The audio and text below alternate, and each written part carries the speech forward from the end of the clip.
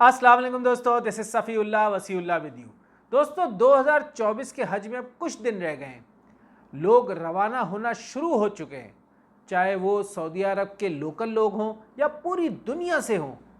इसी तरह 2011 में अल्लाह पाक ने मुझे पहला हज अदा करने का मौका दिया था, और वो किस तरीके से मैंने वो हज किया बग़ैर किसी ज़राए के, बग़ैर किसी रिसोर्सेज के, वो आज की वीडियो में मैं आपके साथ शेयर करूंगा। और कुछ चंद अहम बातें भी बताऊंगा कि अगर आप हज पर जा रहे हैं तो उनका जो है ज़रूर ख्याल रखिएगा। तो चले आए, स्टार्ट करते हैं।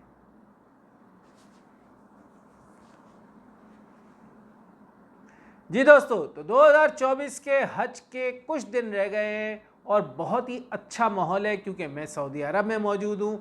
तो मैं यहाँ देख रहा हूँ कि किस तरीके के जो यहाँ की तैयारियाँ हैं, जो लोकल्स हैं वो भी रवाना हो रहे हैं, और पाकिस्तान से भी, पूरी दुनिया से भी लोग रवाना हो चुके होंगे। तो एक माहौल बना हुआ है और यहाँ पे बहुत अच्छे इंतज़ामात किए गए हैं। अराफात में ख़ास किस्म की कोटिंग भी की गई है रोड पर, जिससे वहाँ का जो सेंटीग्रेड है वो 20 पर आ जाएगा, क्योंकि वहाँ पर इस वक्त मक्का में 48 और 50 तक जो है वो सेंटीग्रेड तक गर्मी होती जा रही है। तो दोस्तों पहले कुछ चंद बातें मैं आपके साथ ये बताऊंगा जो अगर आप जा रहे हैं तो ज़रूरी उसको फॉलो कीजिएगा।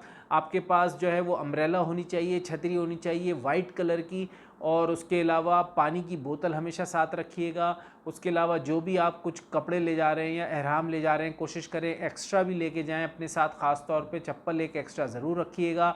और आजकल फ़ैन मिल जाते हैं जो गले में टांगने वाले होते हैं, और उसके अलावा जो छतरी है उसमें भी फ़ैन होता है। तो ये सब चीज़ें जो है ज़रूर अपने पास रखिएगा। और मर्द हजरात जो है, क्योंकि रैशेस की वजह से उनको प्रॉब्लम होती है, तो उसकी भी कोई क्रीम ऐसी पूछ लीजिएगा जो बग़ैर किसी स्मेल की क्रीम होती है, और मुफ्ती हजरात से पूछ लेगा तो बहुत सी ऐसी क्रीम हैं जो कि वो अलाउ करते हैं, तो वो क्रीम भी ज़रूर ख़रीद के लेके जाइएगा। उसके अलावा सर का दर्द भी वहाँ पे हो जाता है गर्मी की वजह से, तो उससे रिलेटेड जिनको अगर माइग्रेन का मसला है तो उसकी दवाई अपने साथ लेके जाइएगा। जो बेसिक दवाइयाँ हैं, पैनाडोल वगैरह, वो भी रख लीजिएगा। वैसे तो वहाँ पे मेडिकल कैंप्स वगैरह भी बने होते हैं, लेकिन अपने पास ही अगर ये ज़रूरी चीज़ें रखें तो बहुत ज़्यादा फ़ायदा होता है और मुश्किलात से आप बच जाते हैं। तो अब बात करते हैं कि 2011 में मैंने किस तरीके से पहला हज अदा किया। मुझे याद है कि मैं उस वक्त पाकिस्तान में था और मेरे पास कोई रिसोर्सेज नहीं थे, कोई ज़राया नहीं था, लेकिन मेरे अंदर विलिंगनेस बहुत थी कि यार मुझे हज करना है। मैं गिड़गिड़ा के बहुत दुआएं करता था अल्लाह से कि मुझे हज का मौका मिले, अल्लाह पाक मुझे हज पर बुलाए। ख़ास तौर पे जब रमज़ान होता था और मैं इतिकाफ़ में बैठता था, उसमें ख़ास तौर पे मैं ये दुआएं करता था कि अल्लाह मुझे हज करने की तौफ़ीक़ अता फ़रमा और मुझे हज नसीब फ़रमा। और इसी तरीके से दुआएं करते करते जो है, क्योंकि ज़राए थे नहीं, छोटी सी जॉब थी, पैसे थे नहीं, हज बहुत महंगा होता है, तो एक अल्लाह ने ऐसा मौका निकाला कि मुझे वहाँ पे एक जॉब मिल गई सऊदी अरब में। जब मैं उस जॉब पर आया तो आपको पता है कि जॉब में फ़ौरन तो आप छुट्टी लेते नहीं हैं, लेकिन जब मैं वहाँ आया जॉब पर तो उसके 2 हफ्ते के बाद ही हज था। बिल्कुल इम्पॉसिबल था, और मैं आया था तो मेरे पास पैसे भी नहीं थे हज के। बहरहाल मुझे मेरे एक रिश्तेदार ने बताया कि एक ग्रुप था जो कि जिसमें ज़्यादातर इजिप्शियंस थे, तो वो जो है किसी तरीके से जा रहे थे और उस वक्त बहुत ही कम पैसे वो ले रहे थे, वो ग्रुप वाले।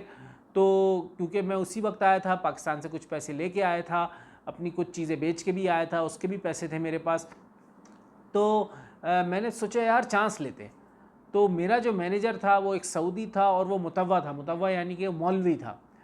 तो अल्लाह पाक उसको भी बड़ा अजर देगा इस बात के ऊपर। मैंने उससे ऐसे ही पूछा कि यार हज आने वाला है और मैं पाकिस्तान से आया हूँ, मैंने कभी हज किया नहीं है, मेरा बड़ा दिल है हज करने का, और मेरे पास छुट्टियाँ तो है नहीं, और अभी अभी मेरी नौकरी शुरू हुई है, अभी तो ट्रेनिंग शुरू हुई है। तो वो भाई उसके दिल में अल्लाह ने डाला, उसने कहा छोड़ो तुम छुट्टी मत डालो, और ईद की यानी कि बकरीद की छुट्टियों के साथ हम जो 1-2 छुट्टियां होती हैं वो मैनेज कर लेंगे, तुम बाद में ओवर टाइम कर लेना, या हम उसको मैनेज कर लेंगे किसी तरीके से, और तुम हज पे चले जाओ। और उसने मुझे इजाज़त दे दी अल्हम्दुलिल्लाह। और वो जो थोड़े बहुत मेरे पास पैसे थे मैंने ग्रुप वालों को दिए और मैं उनके साथ हज पर चला गया। इट वाज़ वेरी टफ़, लेकिन ज़ाहिर सी बात है कि 2011 की बात है और उस वक्त मैं और यंग था, तो आपके पास एनर्जी भी होती है, और सबसे ज़्यादा बड़ी बात यह है कि आपके अंदर विलिंगनेस होती है। और आप ख़ास तौर पे दूसरे मुल्क से आएँ तो बहुत ज़्यादा आपका दिल चाहता है कि आप हज करें, और सारे जितने भी उसके अरकान हैं वो पूरी तरीके से आप उसको अदा करें। तो इस तरीके से मैंने जो है वो अपना पहले हज कर लिया था 2011 में, और वो मेरी बहुत बड़ी खुशनसीबी थी।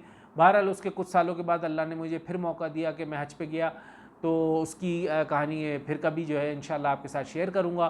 तो ये कुछ चंद बातें थी जो आपके साथ मैं शेयर करना चाहता था। तो याद रखें, सबसे ज़्यादा विलिंगनेस चाहिए। अल्लाह पाक को वो आपके दिलों का हाल जानता है, वो खुशनुदी को देखता है, और वो देखता है कि किसके अंदर कितनी चाहत है। देखें, अगर आप दुआएं करेंगे, अपनी चाहत अल्लाह को दिखाएंगे, और ज़राए नहीं भी हुए और आप नहीं भी जा पाए, तो उन दुआओं के बदले में भी, और अगर आप इस दुनिया से चले गए, तो मुझे पूरा यकीन है और उम्मीद है कि अल्लाह पाक आपको हज का सवाब वैसे ही दे देगा।